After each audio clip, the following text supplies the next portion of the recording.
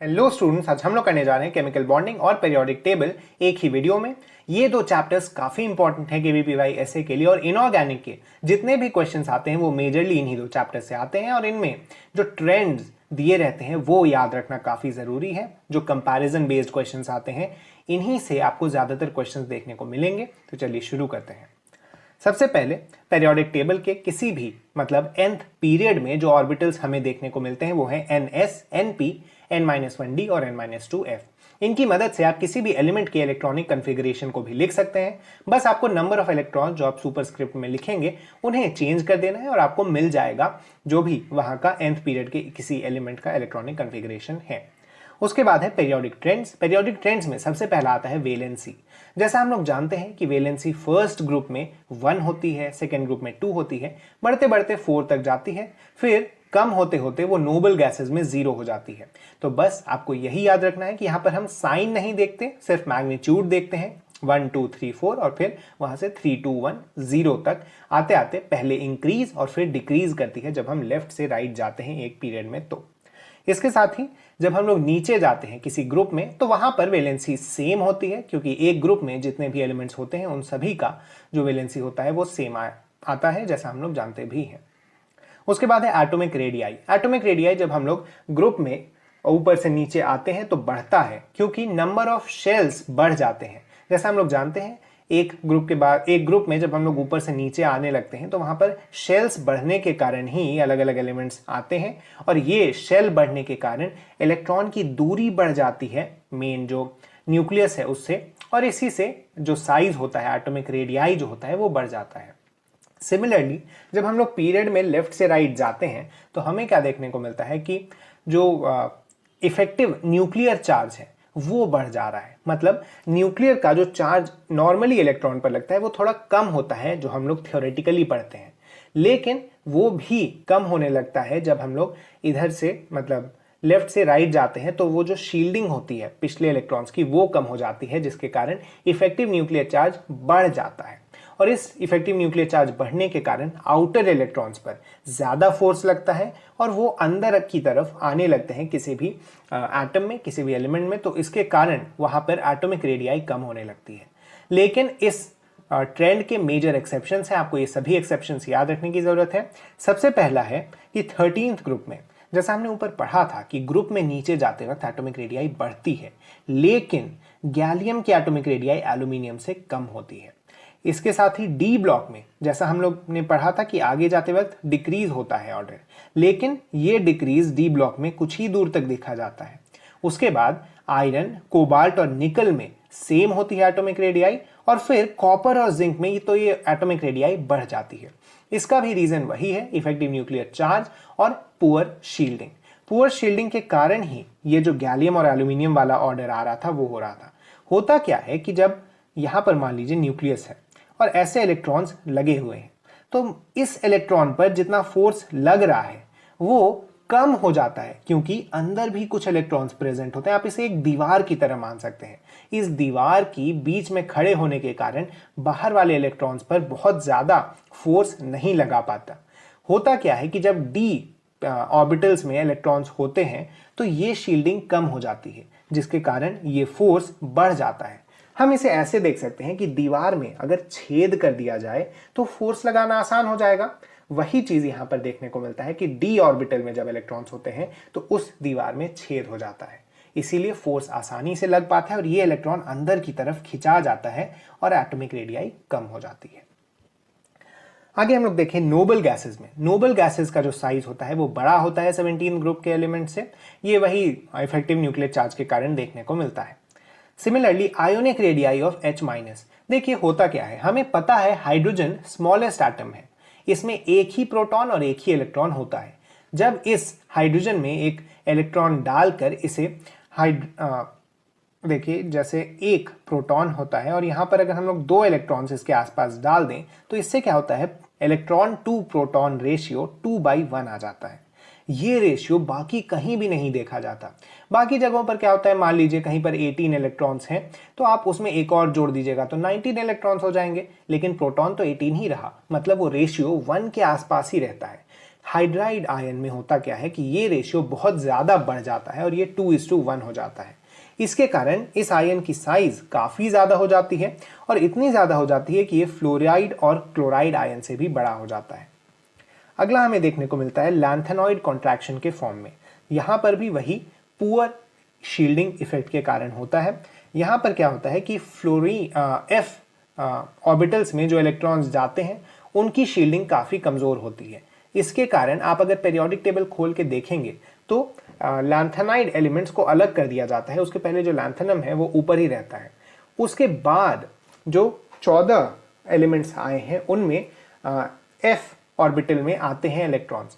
F orbital के electrons की shielding बहुत खराब होती है, जिसके कारण उसके आगे जितने भी एलिमेंट्स हैं उनमें साइज कम हो जाता है। मैंने आपको बताया था दीवार में और भी छेद अगर कर दिया जाए तो फोर्स ज्यादा लगेगा और इलेक्ट्रॉन्स अंदर की तरफ आ जाएंगे, मतलब एटॉमिक रेडियाई कम हो जाएगी।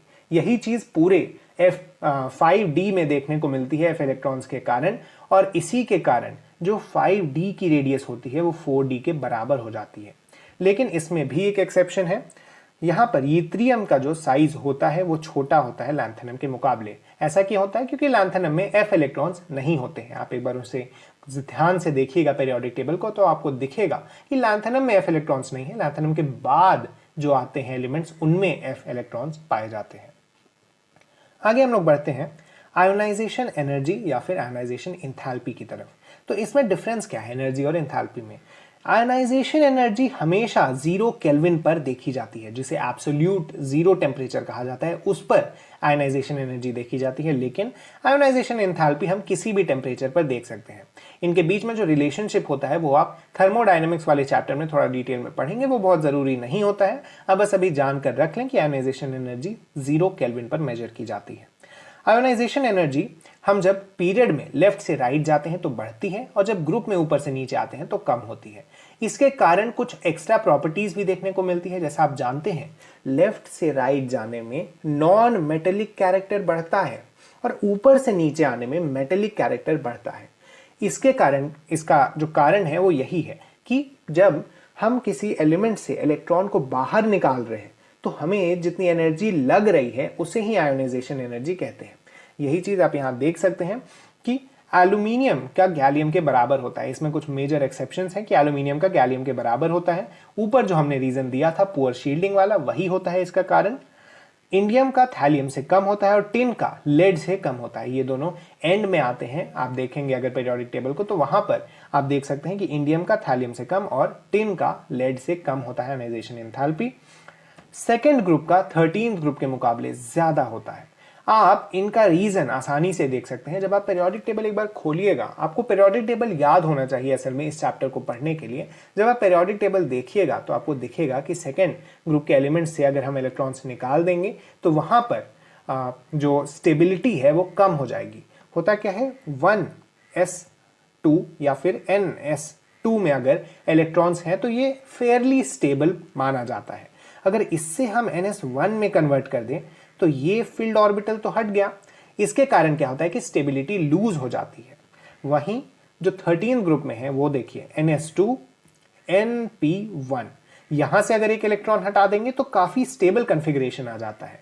इसके कारण क्या होता है कि 13th ग्रुप से इलेक्ट्रॉन निकालना ज्यादा आसान होता है as compare to the second group. Same चीज हम लोग देखें 15th और 16th ग्रुप के भी केस में होता है। 15th ग्रुप जैसा आप लोग जानते हैं ns2 np3 रखता है। यहां काफी स्टेबल कॉन्फ़िगरेशन है और यहां से अगर हम लोग निकालने जाएंगे तो वो np2 हो जाएगा, जो कि स्टेबल नहीं है क्योंकि ये हाफ फिल्ड नहीं है।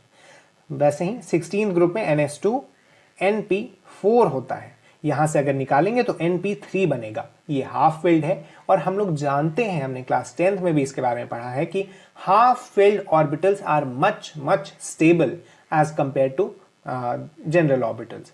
हाफ फिल्ड और फुल फिल्ड ऑर्बिटल्स में स्पेशल स्टेबिलिटी आ जाती है। इसका कारण आपने एटॉमिक स्ट्रक्चर वाले चैप्टर में पढ़ा था और यही कारण होता है कि ये एक्सेप्शंस हमें देखने को मिलते हैं। तो इनऑर्गेनिक केमिस्ट्री में क्या होता है कि ऐसे ही बदनाम है कि काफी सारे एक्सेप्शंस हैं, लेकिन सभी एक्सेप्शंस के कुछ रीजन होते हैं और उन रीजंस को समझने के लिए आपको फर्दर स्टडीज थोड़ी करनी होती है। अगर आप उन्हें ढंग से समझने की कोशिश करें तो आसान ही है, आप उसे आसानी से समझ भी सकते हैं। आगे हम लोग देखें कि यहाँ आयनाइजेशन एंथैल्पी जो 1 होती है वो 3D की ऑलमोस्ट इक्वल टू 4D होती है और 4D की कम होती है 5D के मुकाबले। इसका भी एक्सेप्शन सेम स्कैंडियम, यत्रियम और लैंथेनम होता है, जैसा हमने ऊपर देखा था। सेम रीजंस यहां पर भी अप्लाई होते हैं f इलेक्ट्रॉन्स के पुअर शील्डिंग इफेक्ट के कारण। अगला हम लोग देखते हैं इलेक्ट्रॉन एफिनिटी और इलेक्ट्रॉन गेन एंथैल्पी। यहां पर भी दो अलग अलग टर्म्स हैं। हमें डिफरेंस समझना है कि इलेक्ट्रॉन एफिनिटी हमेशा पॉजिटिव होता है, जबकि इलेक्ट्रॉन गेन एंथैल्पी पॉजिटिव भी हो सकता है या नेगेटिव भी हो सकता है।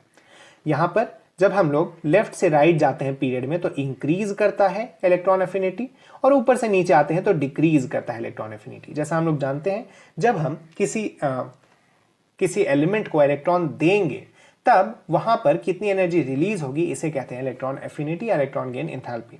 यहां पर जो मेजर एक्सेप्शंस आते हैं उनमें सबसे पहला है सेकेंड ग्रुप पी ब्लॉक का जो है उसकी कम होती है थर्ड ग्रुप के मुकाबले। ये आप देखिए कि आप इसका भी रीजन आप देख सकते हैं कि सेकेंड ग्रुप में जो एटम्स होते हैं वो छोटे होते हैं, जिसके कारण अच्छी खासी शील्डिंग मिल जाती है, अच्छी खासी फोर्स लगी रहती है इन इलेक्ट्रॉन्स पर। और छोटे होने के कारण क्या होता है कि यहाँ पर इलेक्ट्रॉन की डेंसिटी भी ज़्यादा होती है। अब आपने इलेक्ट्रोस्टैटिक्स में पढ़ा है या फिर आपने क्लास 9-10 में भी पढ़ा है, like charges repel and unlike charges attract. तो जब हम लोग इसके पास एक इलेक्ट्रॉन लाते हैं तो होता क्या है कि एक डेंस इलेक्ट्रॉन क्लाउड इसको रिपेल कर रहा होता है, और नो डाउट न्यूक्लियस इसे थोड़ा अट्रैक्ट करेगा, लेकिन इस केस में क्या होता है कि जो डेंस इलेक्ट्रॉन क्लाउड है वो इसको रिपेल ज्यादा करता है। वो नहीं चाहता कि इलेक्ट्रॉन इसके अंदर आके बैठे। इसी के कारण यहां पर हम देख सकते हैं कि थर्ड पीरियड में जो एलिमेंट्स होते हैं उनका ज्यादा होता है electron gain enthalpy as compare to second period के एलिमेंट्स। ये चीज आप यहां देख सकते हैं, NP, OS, FCl। ये खासा याद रखने की जरूरत है क्योंकि fluorine is the most electronegative element, but it's electron gain enthalpy is not the maximum. Maximum electron gain enthalpy chlorine की होती है, और आपको ये याद रखना है। ये डायरेक्ट ऑब्जेक्टिव क्वेश्चन बहुत जगहों पर आ चुका है और इसीलिए ये एक्सेप्शंस इतने ज्यादा इंपॉर्टेंट हो जाते हैं।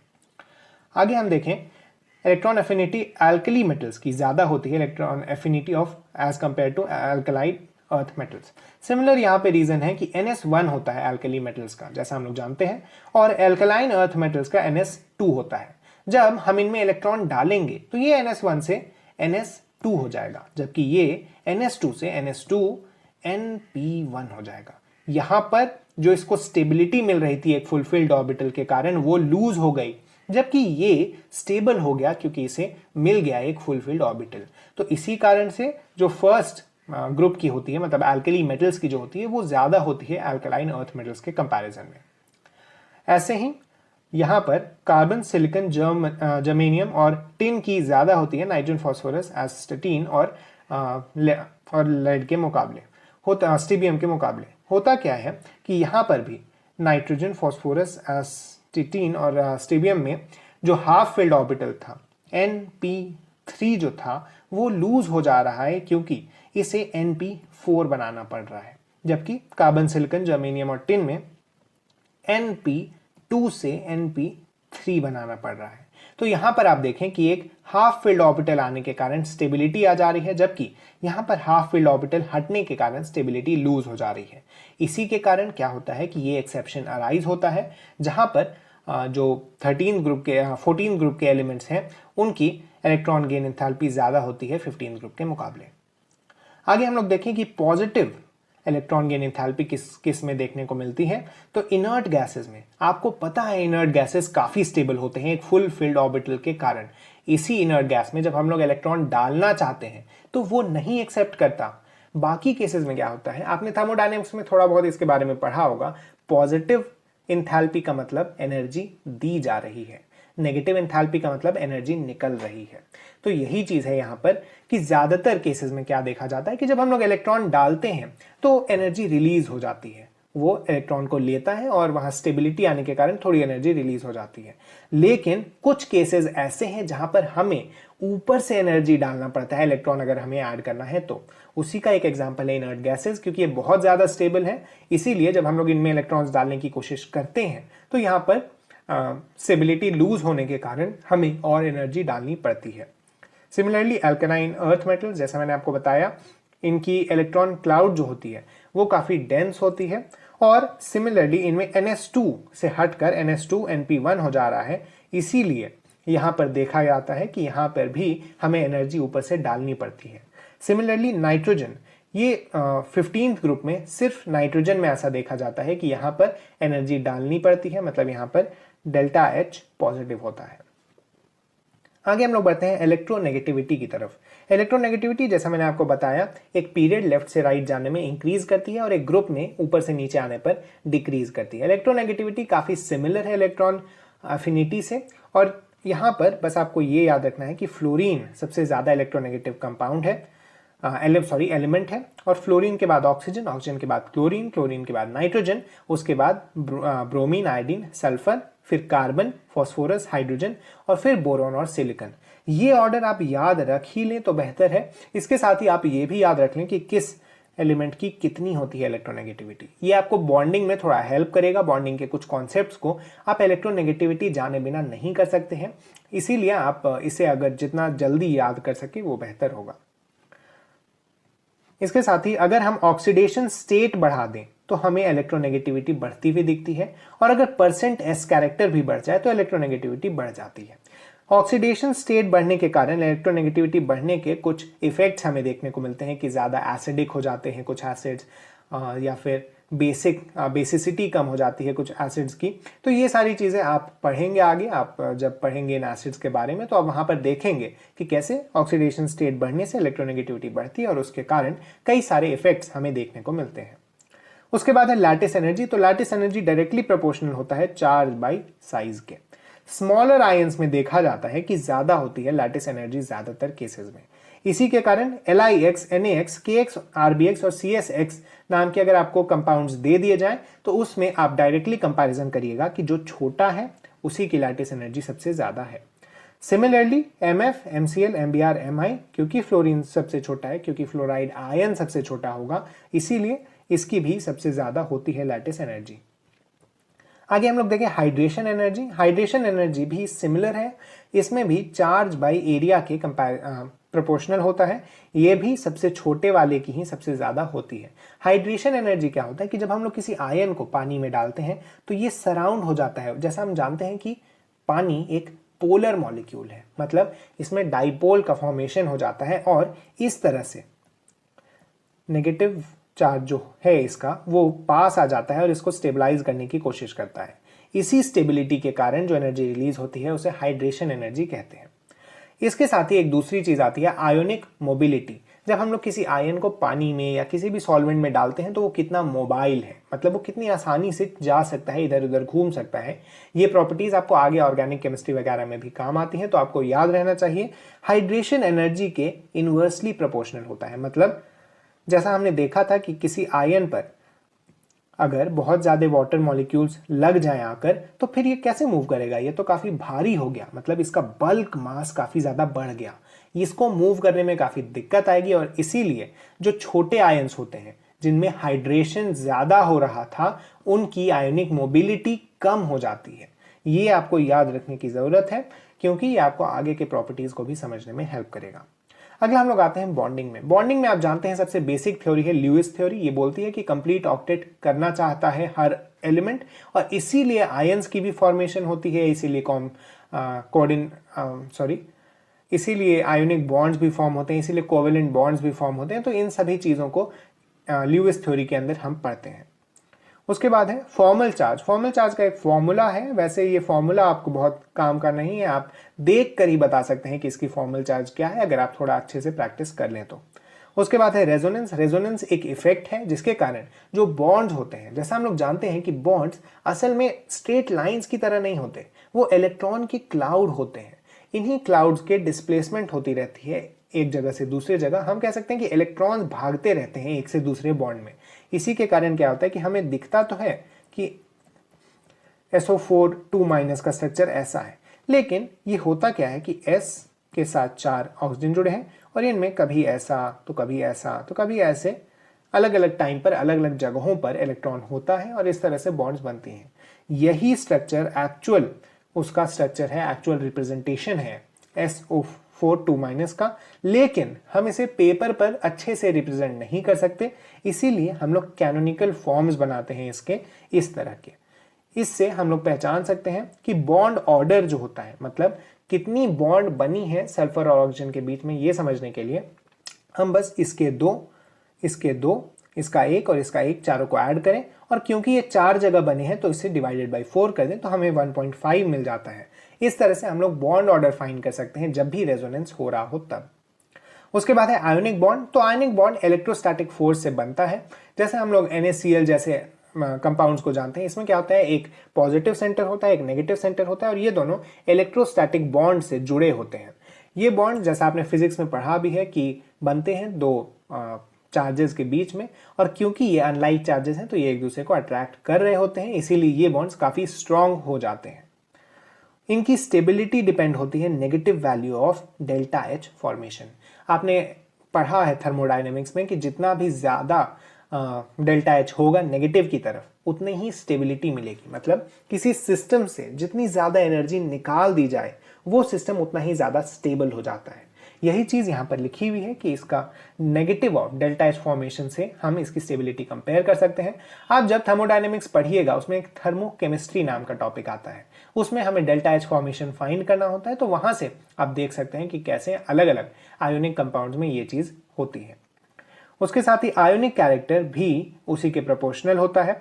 अगर नेगेटिव होता है डेल्टा HF तो उसके लिए डेल्टा HI मतलब आयोनाइजेशन एनर्जी, आयोनाइजेशन इंथैल्पी कम होनी चाहिए और इलेक्ट्रॉन गेन इंथैल्पी हाई होनी चाहिए। जैसा हम लोग जानते हैं इलेक्ट्रॉन गेन इंथैल्पी नेगेटिव होती है और आयोनाइजेशन इंथैल्पी पॉजिटिव होती है बहुत सारे केसेस में, ज्यादातर केसेस में।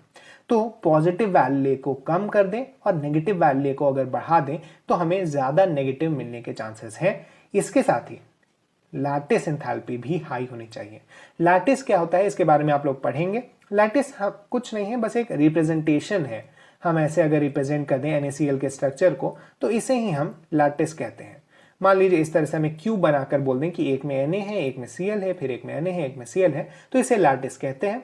और इस फॉर्म में रिप्रेजेंट करते वक्त जितनी एनर्जी निकल रही है उसे ही लैटिस एंथैल्पी कहते हैं, और ये भी हाई होना चाहिए क्योंकि ये भी नेगेटिव होता है। उसके बाद साइज ऑफ कटायन बढ़ा दें, साइज ऑफ अनायन घटा दें और चार्ज ऑन कटायन और अनायन बढ़ा दें तो आयोनिक कैरेक्टर बढ़ता है। हम जानते हैं कि कटायन से इलेक्ट्रॉन निकलने होते हैं, इसीलिए उसकी साइज को जितना बड़ा कर देंगे उतनी आसानी से इलेक्ट्रॉन्स निकल जाएंगे। हम लोग जानते हैं कि जो सीजियम होता है ये मोस्ट इलेक्ट्रोपॉजिटिव एलिमेंट होता है। इसके साथ ही फ्लोरीन मोस्ट इलेक्ट्रोनेगेटिव एलिमेंट होता है। क्यों? क्योंकि इसकी साइज सबसे छोटी होती है। इसी कारण से जो सबसे आयोनिक कंपाउंड है, सबसे आयोनिक हम कहें कि कंपाउंड जो बनता है वो है CSF, सीजियम फ्लोराइड। आगे हम लोग बढ़ते हैं। मेल्टिंग पॉइंट और बॉइलिंग पॉइंट लैटिस एंथैल्पी के ही प्रोपोर्शनल होता है। आपको पता है कि अगर कोई स्ट्रक्चर ऐसा बन जाए जिसके बीच में बॉन्ड्स हैं तो हमें इनके बॉन्ड्स तोड़ने पड़ेंगे इन्हें मेल्ट करने के लिए, या फिर और आगे इन्हें गैस बनाने के लिए हमें ये बॉन्ड्स तोड़ने पड़ेंगे। तो इसीलिए जितनी ज्यादा लैटिस एनर्जी होगी उतना ही ज्यादा एनर्जी देना पड़ेगा और उतनी ही ज्यादा मेल्टिंग और बॉइलिंग पॉइंट होगी। अगला है पोलराइजेशन। पोलराइजेशन क्या होता है कि आइडियल फॉर्म में हमें ऐसा होना चाहिए, एक प्लस एक माइनस और बीच में दोनों के बॉन्ड। लेकिन कभी कभी क्या होता है कि हम जानते हैं अनलाइक चार्जेस अट्रैक्ट। इससे क्या होता है कि पॉजिटिव चार्ज तो है पर नेगेटिव चार्ज के कुछ इलेक्ट्रॉन्स को ये अपनी तरफ खींच लेता है। इससे क्या होता है कि यहाँ पर शेयरिंग शुरू हो जाती है इलेक्ट्रॉन्स की। हम लोग को पता है कि शेयरिंग ऑफ इलेक्ट्रॉन से कोवेलेंट बॉन्ड बनता है, इसी को बोलते हैं पोलराइजेशन और covalent character in ionic bond. होता क्या है कि इलेक्ट्रॉन्स ऐसे गोल चक्कर में नहीं घूम रहे होते। आपने एटॉमिक स्ट्रक्चर में पढ़ा है कि इलेक्ट्रॉन्स एक क्लाउड बनाते हैं न्यूक्लियस के चारों तरफ। उसी क्लाउड को अगर अट्रैक्ट कर ले पॉजिटिव चार्ज तो वो कोवेलेंट बॉन्ड के फॉर्मेशन कर सकता है। इसे ही पोलराइजेशन कहते हैं क्योंकि यहां पर पोलराइज कर लिया अपनी तरफ, और इसे ही covalent character in ionic bond कहा जाता है।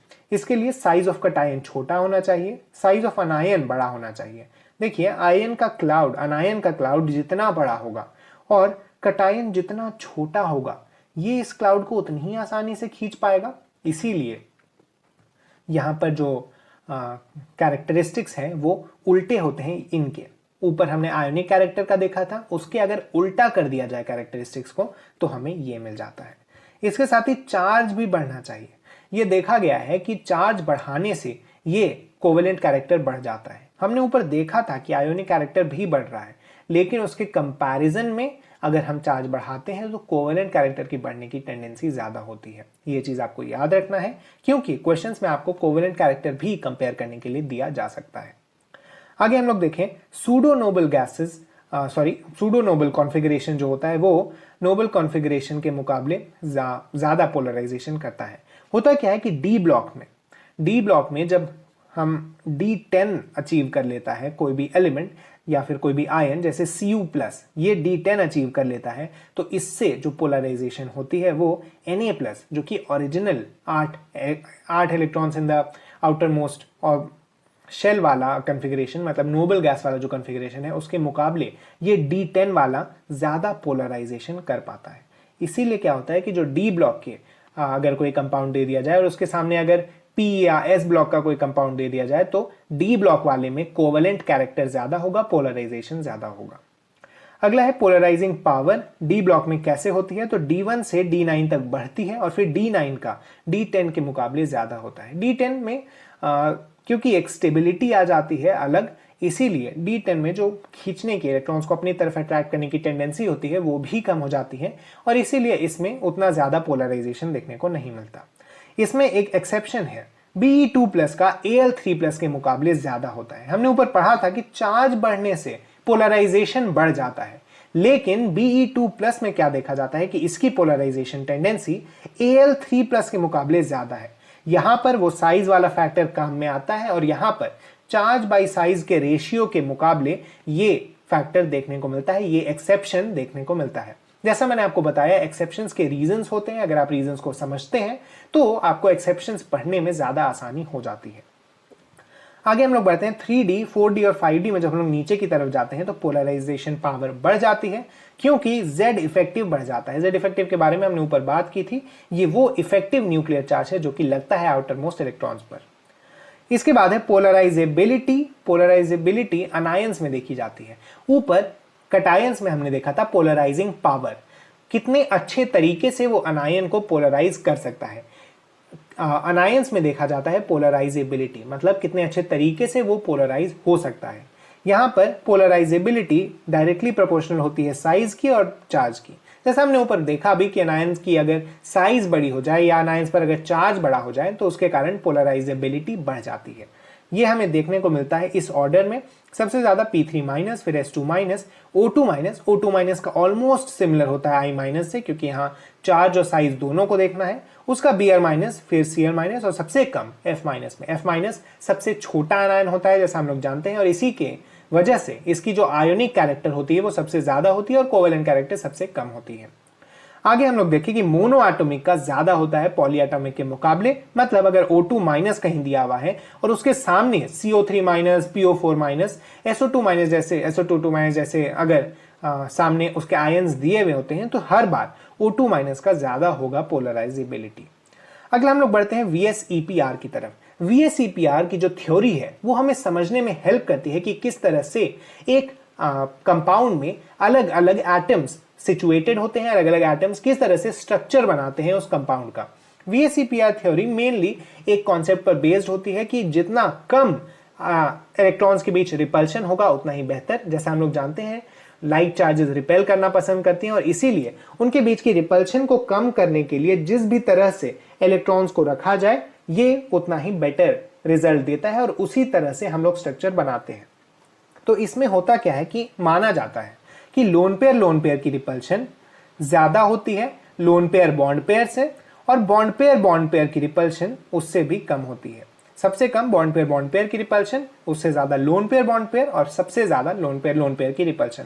इन्हीं रिपल्शंस को कम करने के लिए हम लोग ये स्ट्रक्चर्स बनाते हैं। जैसा आप देख सकते हैं एक लीनियर स्ट्रक्चर कैसा दिखता है, इसे लीनियर स्ट्रक्चर बोलते हैं, इसे ट्राइगोनल प्लेनर बोलते हैं, इसे टेट्रागोनल बोलते हैं। आपने ये सारे शेप्स मैथ्स में पढ़े हैं और इन्हीं के बेसिस पर हम लोग बनाते हैं स्ट्रक्चर्स को। अगर हमें दो साथ वाले एटम्स दे दिए जाएं एक सेंट्रल एटम के साथ, तो ऐसा लीनियर स्ट्रक्चर हमें देखने को मिलता है। अगर 3 सपोर्टिंग एटम्स दे दिए जाएं तो हमें ऐसा ट्राइगोनल प्लेनर, वैसे ही 4 के केस में टेट्रागोनल। ये टेट्रागोनल एटम्स के बीच में एंगल होता है 109 डिग्री। ऐसे ही आगे अगर हम लोग बढ़े तो 5 में इस तरह का ट्राइगोनल बाई पिरामिडल। होता क्या है कि हम लोग इस तरह से इसे इमेजिन कर सकते हैं कि एक ट्राइंगल है और इसके ऊपर और नीचे 2 पिरामिड्स बनाए गए हैं। तो ये जो स्ट्रक्चर होता है इसे कहा जाता है ट्राइगोनल बाई पिरामिडल। यही है ये वाला स्ट्रक्चर। उसके बाद है ऑक्टाहेड्रल। ऑक्टाहेड्रल सिमिलर, ऐसे अगर एक स्क्वायर बना दें और इसके ऊपर नीचे इस तरह से अगर हम लोग खींच दें लाइंस, तो इससे जो शेप बनता है उसे ऑक्टाहेड्रल बोलते हैं। सिमिलरली पेंटागोनल बाई पिरामिडल भी वैसा ही है। अगर आप एक पेंटागन बना दें और उसके ऊपर और नीचे एक एक पिरामिड डाल दें तो उसे पेंटागोनल बाई पिरामिडल कहते हैं। यहां पर एक रूल है, बेंट्स रूल। ये याद रखना काफी जरूरी है। अगर लोन पेयर होता है तो वो %s कैरेक्टर को बढ़ा देता है, और अगर एक हाईली इलेक्ट्रोनेगेटिव एटम होता है तो वो %s कैरेक्टर को कम कर देता है। इसी से जो पोजीशन होते हैं, जिन पोजीशंस को वो ऑक्यूपाई करेंगे, वो भी अफेक्ट हो जाते हैं VSEPR थ्योरी में। अगर sp3 और sp3d3 हो तो यहां पर लोन पेयर्स नीचे की तरफ, मतलब sp3d में ये जो प्लेन में होते हैं इनको ऑक्यूपाई करने की कोशिश करता है लोन पेयर, और यहां पर पेंटागोनल बाई पिरामिडल में कोशिश करता है कि जो प्लेन के बाहर ऊपर और नीचे हो वहां पर लोन पेयर जाकर अपने सिचुएटेड हो। जो इलेक्ट्रोनेगेटिव एटम है, मोर इलेक्ट्रोनेगेटिव, वो sp3d2 में ऊपर और नीचे, और sp3d3 में वो प्लेन वाले पोजीशंस को ऑक्यूपाई करने की कोशिश करता है। ये चीज आपको याद रखना है कि इलेक्ट्रोनेगेटिव कहां जाएगा अगर हम उन्हें इस ज्योमेट्री में डालने की कोशिश करें, और अगर लोन पेयर को डालने की कोशिश करें तो वो कहां जाएगा। ये आपको आगे डायरेक्टली क्वेश्चंस देने में पूछ सकता है कि अगर हमें इस तरह के कोई कंपाउंड दे दिया जाए तो वहां पर किस तरह से हम लोग करेंगे और उनके अरेंजमेंट को।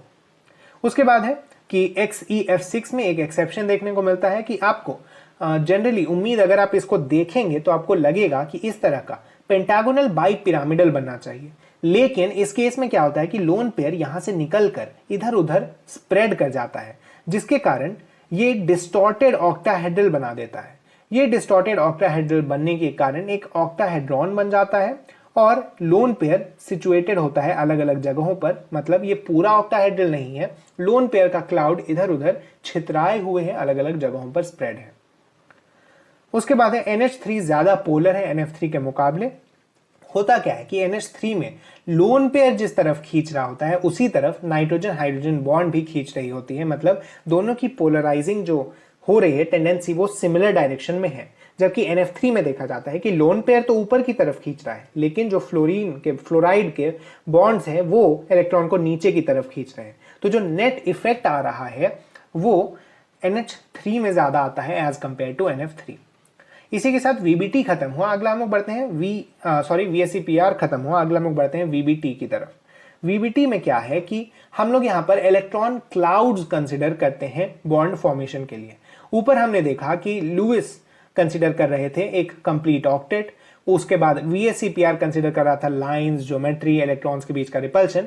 VBT कंसिडर करता है कि इलेक्ट्रॉन क्लाउड्स और हाइब्रिडाइजेशन के कॉन्सेप्ट को। हाइब्रिडाइजेशन का कॉन्सेप्ट लाने की जरूरत इसीलिए पड़ी क्योंकि देखा गया कि अगर sp3 बॉन्ड्स बना रहे हैं, मतलब एक s और 3 p बॉन्ड्स बना रहे हैं, तो होना क्या चाहिए था, तीनों p 90 डिग्रीज पर होने चाहिए थे, s उनसे अलग होना चाहिए था। लेकिन जब नेट बनता है तब देखा गया कि एक टेट्राहेड्रॉन बन रहा है जिसके बीच की एंगल 109 डिग्री में है। तो ये प्रूव करने के लिए या फिर इसे समझने के लिए क्या किया गया, हाइब्रिडाइजेशन का कॉन्सेप्ट लाया गया। माना गया कि जो तीनों p ऑर्बिटल्स हैं और जो एक s ऑर्बिटल है वो मिलकर एक सिंगल ऑर्बिटल के 4 तरीके के बना रहे हैं। वो सिमिलर टाइप ऑफ ऑर्बिटल्स बनाते हैं जो कि एक दूसरे से इक्वल एंगल्स पर सिचुएटेड होते हैं। वो दिखने में और फंक्शनिंग में सिमिलर होते हैं, एक ही जैसे होते हैं। इसी पर बेस्ड ये VBT की थ्योरी बनाई गई। आपको सबसे पहले समझना है कि स्टेबिलिटी इनवर्सली प्रोपोर्शनल होती है पोटेंशियल एनर्जी के। जैसा मैंने आपको पहले भी बताया था, जितनी ज्यादा एनर्जी निकल जाए सिस्टम से वो सिस्टम उतना ही ज्यादा स्टेबल हो जाता है। यही VBT का फंडामेंटल प्रिंसिपल है। इसमें ओवरलैपिंग, अगर एक लोब की ओवरलैपिंग होती है तो वहां सिग्मा बॉन्ड बनता है। दो दो लोब की ओवरलैपिंग होती है तो वहां पाई बॉन्ड बनता है, और अगर चार चार लोब की ओवरलैपिंग होती है तो वहां डेल्टा बॉन्ड बनता है। डेल्टा बॉन्ड कैसे बनता है, यहां पर मैंने एक एग्जाम्पल दिया है, आप इसे एक बार देखें। अगर इस तरह से दो बार बना दिया जाए और उन दोनों को जोड़ दिया जाए, उनके चारों लोब्स को, मतलब ये यहां पर अगर आप देखें तो 1 2 3 और 4 लोब्स हैं, अगर इन चारों लोब्स को एक एक बार जोड़ दिया जाए तो इससे जो बनता है बॉन्ड उसे डेल्टा बॉन्ड कहते हैं। डेल्टा बॉन्ड में ओवरलैपिंग चारों ऑर्बिटल्स की होती है, और उसी से हम लोग देख सकते हैं कि स्ट्रेंथ हम लोग अगर कंपेयर करें तो नंबर ऑफ शेल्स बढ़ने से, मतलब अगर साइज बढ़ गया तो बॉन्ड की स्ट्रेंथ कम हो जाती है। अगर नंबर ऑफ शेल्स सेम है तो पीपी बॉन्ड ज्यादा स्ट्रांग होती है पीएस बॉन्ड से, और पीएस बॉन्ड ज्यादा स्ट्रांग होती है एसएस बॉन्ड से। सिमिलरली डी पाई बॉन्ड ज्यादा स्ट्रांग होती है डी पाई पी पाई से, और वो ज्यादा स्ट्रांग होती है पी पाई से। आपको ये ऑर्डर्स याद रखने हैं, इनके जो रीजंस हैं वो थोड़े कॉम्प्लिकेटेड हैं, उन्हें हम इस वीडियो में कवर नहीं करेंगे, मैं उसके लिए अलग से एक छोटा सा सेशन ले लूंगा। उसके साथ ही डेल्टा बॉन्ड ज्यादा स्ट्रांग होती है पाई बॉन्ड से, ये एक्सपेरिमेंटली लाया गया है। होता क्या है कि हम देखें हैं कि डेल्टा बॉन्ड में 4 लोब्स होते हैं, मतलब 4 लोब्स ओवरलैप कर रहे होते हैं, और पाई बॉन्ड में 2 ही लोब्स ओवरलैप करते हैं, तो इसके कारण डेल्टा बॉन्ड ज्यादा स्ट्रांग होती है, ये माना जाता है इसका रीजन। उसके बाद है ड्रेगोज रूल। ड्रेगोज रूल कहता है कि नाइट्रोजन और ऑक्सीजन फैमिली में थर्ड पीरियड से नीचे हाइब्रिडाइजेशन नहीं होती जब जब सराउंडिंग एटम्स की इलेक्ट्रोनेगेटिविटी 2.5 से कम होती है। ये रूल आपको याद रखना है क्योंकि इससे कई सारे एक्सेप्शंस अराइज हो जाते हैं। pH3 जैसे कंपाउंड्स में हाइब्रिडाइजेशन नहीं होता, तो ये एक्सेप्शंस भी आपको याद रखने हैं, क्योंकि आपसे जब बॉन्ड एंगल कंपेयर करने वाले क्वेश्चंस पूछे जाएंगे तो वहां पर आपको ये चीजें अप्लाई करनी होंगी। इसके साथ ही NH2 को अगर हम लोग बेंजीन से जोड़ते हैं तो यहां पर रेजोनेंस नहीं होता है। क्यों? क्योंकि लोन पेयर यहां पर रेजोनेंस हो रहा होता है और यहां हाइब्रिडाइजेशन नहीं होता लोन पेयर का। क्यों? क्योंकि रेजोनेंस तभी होता है जब हाइब्रिड ऑर्बिटल्स में नहीं, लोन पेयर सेपरेट ऑर्बिटल में प्रेजेंट हो। अगला हम लोग देखते हैं बॉन्ड पैरामीटर्स की कंपैरिजन। ये काफी इंपॉर्टेंट पार्ट है और ये आपको जरूर पता होना चाहिए। सबसे पहला लेंथ कैसे कंपेयर करें। अगर अलग अलग पीरियड में है तो जैसे नंबर ऑफ शेल्स बढ़ते हैं तो एटॉमिक रेडियाई बढ़ जाती है, वैसे ही बॉन्ड लेंथ भी बढ़ जाती है अगर नंबर ऑफ शेल्स बढ़ जाता है तो। अगर सेम पीरियड में है तो नंबर ऑफ शेल्स सेम है। वहां पर हम लोग लगाते हैं कि अगर बॉन्ड ऑर्डर डिफरेंट है तो जितना ज्यादा हुआ बॉन्ड ऑर्डर उतनी कम होगी बॉन्ड लेंथ। हमको पता है कि अगर 2 एटम्स मान लीजिए ऐसे हैं और ऐसे हैं तो यहां पर ज्यादा अट्रैक्शन हो रहा होगा दोनों के बीच में, क्योंकि बॉन्ड ज्यादा स्ट्रांग है, और इसके कारण क्या होता है कि ये जो बॉन्ड लेंथ होती है वो कम हो जाती है और ये दोनों एटम ज्यादा पास आ जाते हैं। यही चीज हमें यहां अप्लाई करना है कि बॉन्ड ऑर्डर बढ़ने से बॉन्ड लेंथ कम हो जाता है अगर सेम पीरियड में हो दो ग्रुप्स, या फिर दो जो कंपैरिजन हम जिनके बीच कर रहे हैं वो। अगर बॉन्ड ऑर्डर भी सेम है तब हमें एटम्स को देखना होता है। अगर एटम्स डिफरेंट हैं तो साइज बढ़ने से बॉन्ड लेंथ बढ़ जाता है। अगर एटम्स भी सेम है तो अब हमें देखना होता है %s कैरेक्टर। ऊपर मैंने आपको %s कैरेक्टर के बारे में बताया था। लोन पेयर %s कैरेक्टर बढ़ा देता है और इलेक्ट्रोनेगेटिव एटम %s कैरेक्टर कम कर देता है। तो ये चीज आपको याद रखना है, ये चीज यहां पर अप्लाई होगी। उसके बाद है बॉन्ड एंगल। तो बॉन्ड एंगल के लिए सबसे पहला स्टेप आप करिए कि पॉसिबल बॉन्ड एंगल्स लिख लीजिए जो भी आपको पता है हाइब्रिडाइजेशन के अकॉर्डिंग। उसके बाद अगर हाइब्रिडाइजेशन सेम है तो लोन पेयर्स के कंपैरिजन में हमें करना होगा। हाइब्रिडाइजेशन सेम होकर अगर लोन पेयर प्रेजेंट नहीं है तो बॉन्ड एंगल सेम होंगे। मतलब अगर C के साथ 4 क्लोरीन जुड़े हों या फिर C के साथ 4 हाइड्रोजन जुड़े हों तो इनके बीच का बॉन्ड एंगल सेम है, क्योंकि यहां पर लोन पेयर प्रेजेंट नहीं है। अगर लोन पेयर प्रेजेंट होते हैं तो कितने नंबर्स में, अगर डिफरेंट नंबर में लोन पेयर प्रेजेंट है तो अगर लोन पेयर का नंबर बढ़ा दिया जाए तो बॉन्ड एंगल कम हो जाता है। कैसे? आप ऐसे देखिए, अगर कार्बन है यहां पर एक लोन पेयर, या फिर कोई भी, अगर यहां पर हम X मान लेते हैं इसको, इसके ऊपर अगर लोन पेयर आ गया तो इसके साथ जो चीजें जुड़ी हैं उनके बीच में एंगल कम हो जाएगा। VSEPR में हमने पढ़ा था कि इसका मेजर पर्पस है रिपल्शन कम करना। लोन पेयर बॉन्ड पेयर के बीच का रिपल्शन ज्यादा होता है as compare to bond pair. तो अगर लोन पेयर है और यहां पर 2 बॉन्ड पेयर्स हैं तो ये रिपल्शन हमें कम करना है। ये रिपल्शन कम करने के लिए क्या होता है, ये दोनों के बीच का एंगल कम हो जाता है। बॉन्ड पेयर के बीच का रिपल्शन कम होता ही है जैसा हमें पता है, तो स्टेबिलिटी बढ़ जाती है। स्टेबिलिटी बढ़ने का कारण क्या है कि पोटेंशियल एनर्जी कम हो गया तो स्टेबिलिटी बढ़ गई। आगे हम लोग देखते हैं कि अगर लोन पेयर भी सेम नंबर में है तब हमें सेंट्रल एटम को चेक करना होता है। अगर सेंट्रल एटम डिफरेंट है और सराउंडिंग एटम सेम है तो सेंट्रल एटम का साइज बड़ा होने पे सराउंडिंग एटम के बीच की जो बॉन्ड एंगल होती है वो कम हो जाती है। यहां पर हम देख सकते हैं कि मान लीजिए इतना छोटा है सेंट्रल एटम और इसके अराउंड एक लोन पेयर ऐसे है और यहाँ पर दो बॉन्ड पेयर्स हैं, और दूसरे केस में इतना बड़ा है सेंट्रल एटम और इस पे एक लोन पेयर है, उसके बीच में दो बॉन्ड एंगल्स हैं, दो बॉन्ड्स हैं। तो यहाँ पर क्या होगा कि ये वाला रिपल्शन तो ऑलरेडी कम है। क्यों? क्योंकि ये साइज बड़ा हो गया। आपको समझना होगा ये किस तरह से आप इसे विजुअलाइज करके देखें कि अगर हम इतने छोटे पॉइंट के अबाउट दो चीजें डाल दें तो इनके बीच का रिपल्शन ज्यादा होगा एज कंपेयर टू अगर हम इतने बड़े पॉइंट के अराउंड दो ऐसे बॉन्ड्स जोड़ें तो ये हमें समझना होगा। और इसीलिए क्या होता है कि जब साइज छोटा होता है तो एंगल बढ़ जाता है, लेकिन अगर साइज बड़ा होता है तो एंगल छोटा होकर भी रिपल्शन उतना ही रहता है और स्टेबिलिटी उतनी ही बढ़ी रहती है। इसके बाद अगर सेंट्रल एटम का साइज कम हो तो बॉन्ड एंगल बढ़ जाता है, जैसा हम लोग जानते हैं स्टेरिक रेजिस्टेंस बोलते हैं इसको। होता क्या है कि जितने पास होते हैं दो बॉन्ड या फिर दो बॉन्ड पेयर्स उतना ही ज्यादा रिपल्शन होता है और उनका साइज बढ़ जाता है। तो ये चीज आपको मैंने बताया कि किस तरह से देखना है आपको। अगर सेंट्रल एटम सेम हो और सराउंडिंग एटम डिफरेंट हो तो फिर आपको फ्लोराइड वाले सराउंडिंग एटम्स को कम रखना है, उससे बड़ा हाइड्रोजन और उससे बड़ा क्लोरीन और ब्रोमीन। ये ऑर्डर भी आपको याद रखने की जरूरत है क्योंकि इससे भी आपको डायरेक्टली कंपैरिजन करना पड़ सकता है। आगे हम लोग बढ़े एनर्जी की तरफ। तो बॉन्ड एनर्जी इनवर्सली प्रोपोर्शनल होती है बॉन्ड लेंथ के।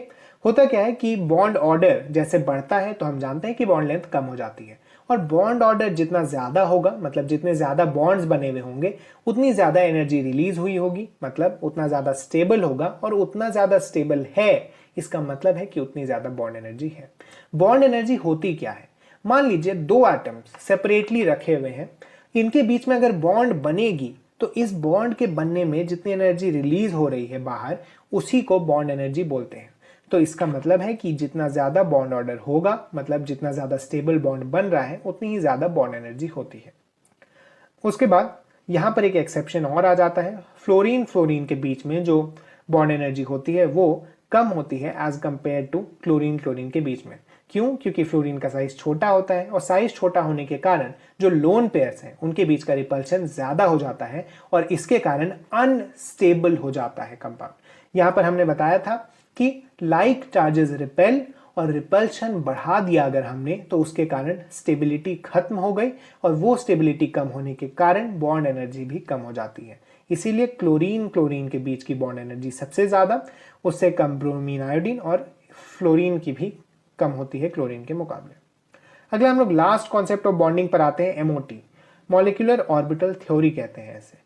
मॉलिक्यूलर ऑर्बिटल थ्योरी आपके जो एटॉमिक ऑर्बिटल्स की थ्योरी थी उससे सिमिलर है। जैसा हमने वहां पर पढ़ा था कि एटम्स के जो इलेक्ट्रॉन्स होते हैं वो ऑर्बिटल्स के फॉर्म में क्लाउड्स बनाकर रहते हैं, वही चीज यहां पर भी होता है कि मॉलिक्यूल्स में जो बॉन्ड्स बनते हैं वो इलेक्ट्रॉन के क्लाउड्स के रूप में फॉर्म होते हैं, और सिमिलर कॉन्सेप्ट लगाकर यहां पर भी बनाया जाता है मॉलिक्यूलर ऑर्बिटल्स को। मॉलिक्यूलर ऑर्बिटल्स देखने में क्या होता है कि O2 और F2 में ये ऑर्डर फॉलो करते हैं मॉलिक्यूलर ऑर्बिटल्स, मतलब 1s में सबसे कम एनर्जी, फिर सिग्मा डैश 1s। होता क्या है कि मान लीजिए हम यहाँ पर दो एटम्स के ऑर्बिटल्स को कंबाइन कर रहे हैं, तो इस कॉम्बिनेशन से क्या होता है कि एक स्टेबल फॉर्म बनता है और एक अनस्टेबल।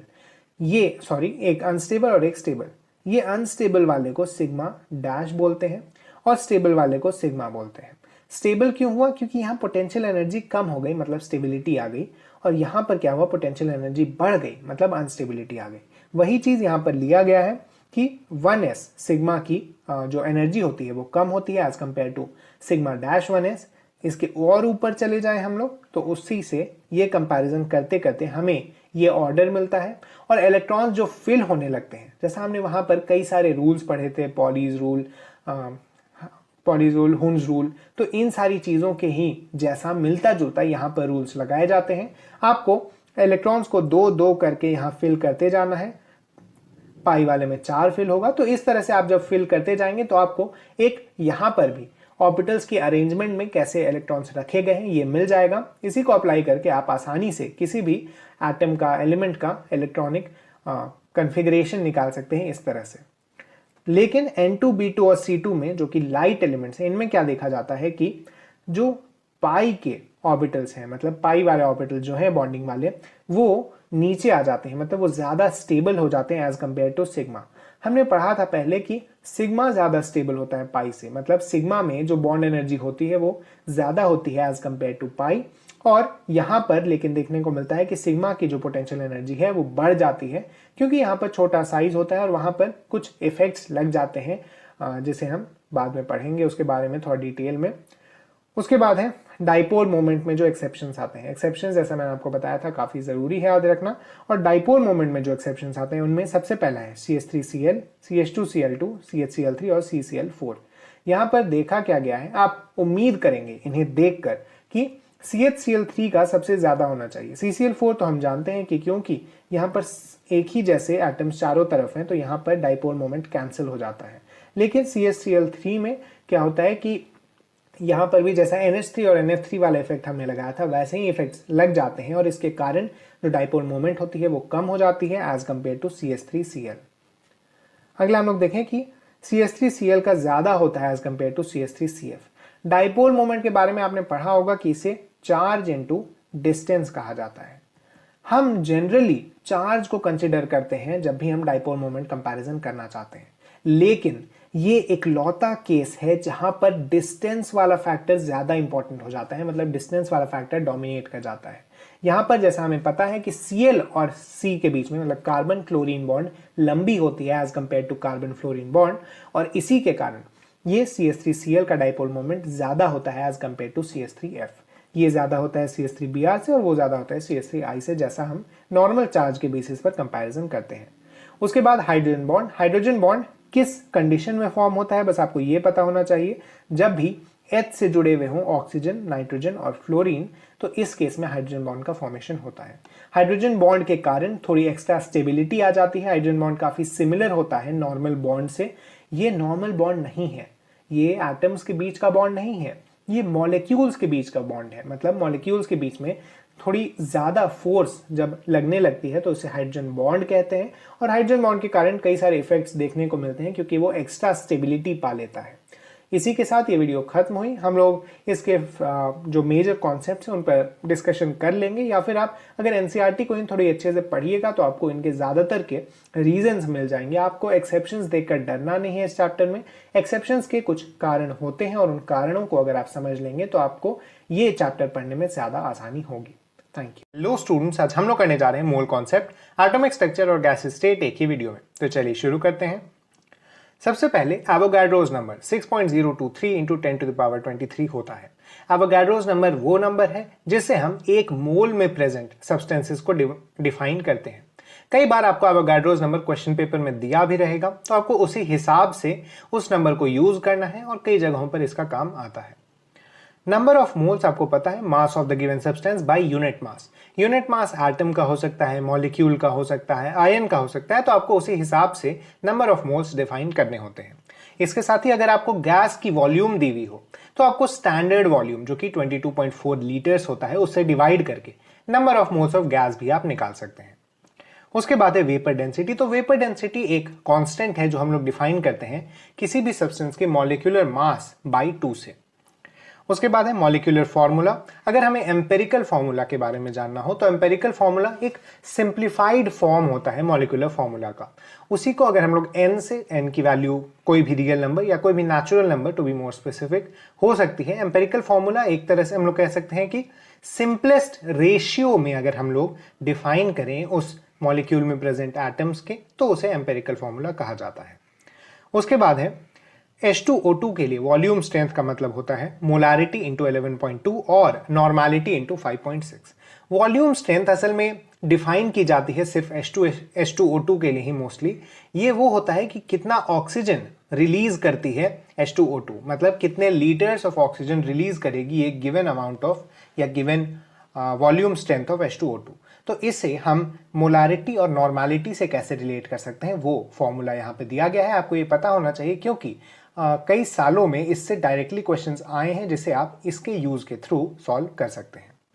उसके बाद है नॉर्मैलिटी। नॉर्मैलिटी के को समझना एक कंपलसरी चीज़ नहीं है, मतलब आप ज़्यादातर क्वेश्चंस मोल कॉन्सेप्ट लगाकर और कुछ एक्स्ट्रा थ्योरीज लगाकर भी सॉल्व कर सकते हैं, लेकिन नॉर्मैलिटी अगर आपको पता होती है तो कई बार क्वेश्चंस जल्दी सॉल्व हो जाते हैं।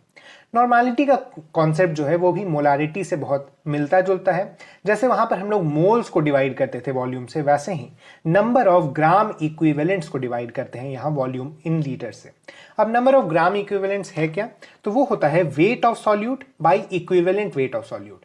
अब इक्विवेलेंट वेट क्या है, तो इक्विवेलेंट वेट का मतलब होता है molecular mass by n factor.